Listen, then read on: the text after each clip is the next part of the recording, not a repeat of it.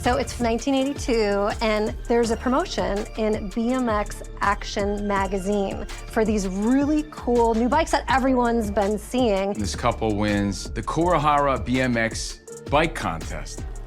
This bike is for a new line, meant to sort of cash in on the popularity of BMX bikes that has been helped by this film that just came out called E.T. the Extraterrestrial. It's red and it's white, and it's got gold brakes and gold rims and gold spokes. It's a cool, sharp-looking BMX bike, especially if you're an 80s kid like me. This is like the coolest bike you've ever seen. E.T. really personifies this idealized version of 1980s. Being a kid in the 80s, you're riding your bike around everywhere. After the movie, every kid wanted a BMX bike. Drive around their neighborhoods and skid out and fly across the moon the way these kids did. So the couple that wins the bike, they're not into E.T. They're not really into BMX bikes at all. So they park it in their garage. And it sits there for 37 years collecting dust.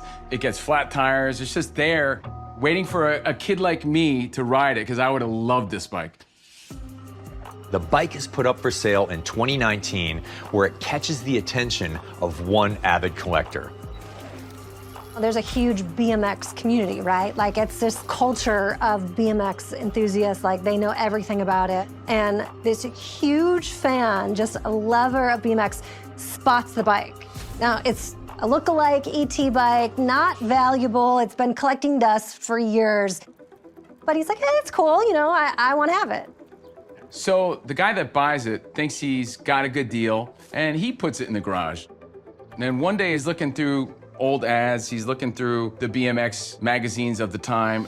He finds the 1982 BMX Action magazine, sees the promotion, notices that this bike matches all the specs, all the colors are in the correct place. But then he looks at the serial number, and the serial number is 0090. He thought this bike was one of the KZ1s produced after the film in 1983, but he realizes by looking at it and looking at the parts, no, this was a bike that was actually built before the production of the film.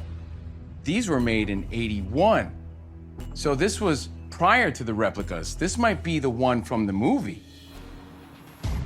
In 1981, while prepping for the film, Steven Spielberg decides he wants BMX bikes for the kids to ride. But he doesn't want to feature just any ordinary bike.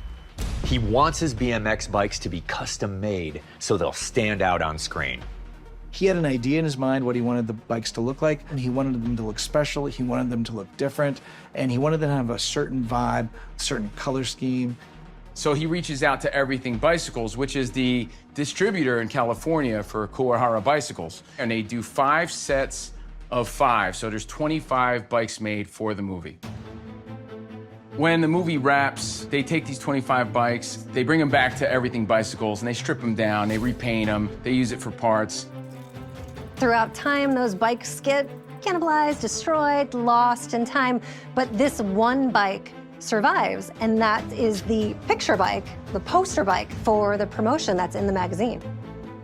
This is the bike that Elliot rode across the moon. This is the bike where E.T. was sitting in the basket. This was the bike. And somehow it has now survived, and now I've got it. That had to be an incredibly exciting moment.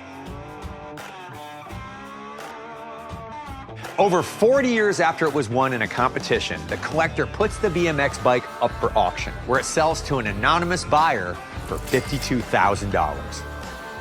The seller understands the real value of the bike, keeping its authenticity down to the original tires.